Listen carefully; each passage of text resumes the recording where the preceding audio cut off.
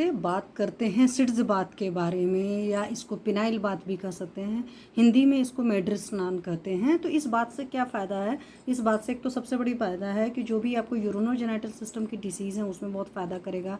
तो चाहे यूरिनरी कोई तकलीफ़ है वहाँ पर भी प्रॉब्लम में बहुत आराम करेगा। जहाँ पर भी जेनाइटल्स प्रॉब्लम इन्वॉल्व है वहाँ पर भी बहुत ज़्यादा फ़ायदा करेगा। खास करके जिन लोगों का रहता है कि इरेक्टाइल फंक्शन वगैरह की प्रॉब्लम रहती है, तो ईडी वगैरह इरेक्टाइल डिसफंक्शंस वगैरह की प्रॉब्लम है वहाँ पर बहुत बढ़िया काम करता है।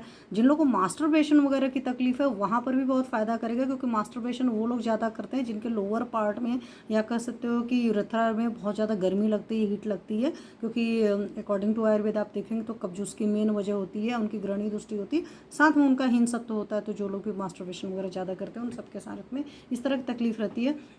और कई बार होता है कि इसकी हम किसी से कह भी नहीं पाते हैं। तो आज मैं आपसे ऐसी चिकित्सा के बारे में बात करूंगी, या ऐसी थेरेपी के बारे में बात करूंगी जो आप बड़े आराम से घर पर कर सकते हैं, and that is known as the acids bath और पिनाइल बाथ। तो इसमें करना क्या है? इसमें सिंपल सी बात होता है कि जो पुरुष की जननेंद्रिय है, मेल की यूरेथ्रा है, उसको क्या होता है, ठंडे जल की धार से उसको धोया जाता है।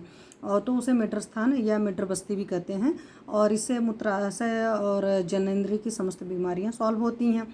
इंग्लिश में इसको सही से तरीके से समझेंगे तो इसमें क्या होता है कि जो आपकी आउटर स्किन होती है यूरेथ्रा के ऊपर, इसकी फोर स्किन जो होती है उसको पीछे की तरफ खींचना होता है। और जो उसके बाद सुपर स्किन, उसके अंदर की जो बची, जब आपने खींच लिया तो खींचने के बाद वाली जो पार्ट बचा है उस पार्ट को सिर्फ वॉश करना होता है। तो पक्का सी बात है कि स्टूल वगैरह पर बैठ करके सामने एक छोटा सा टब रख लीजिए और उससे पानी डाल करके उसको अच्छी तरीके से धुलिए।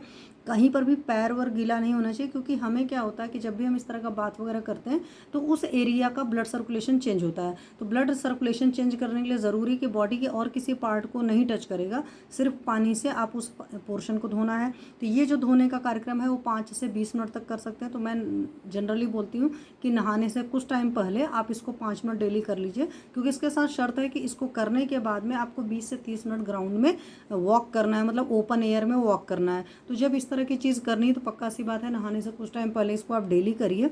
और डेली करने के बाद आप खुद ही देखेंगे कि जो भी मास्टरबेशन वगैरह की लत लगी है बच्चों को खास करके, या एंगेज में लोगों को, वो सारी प्रॉब्लम में सॉल्व होता है।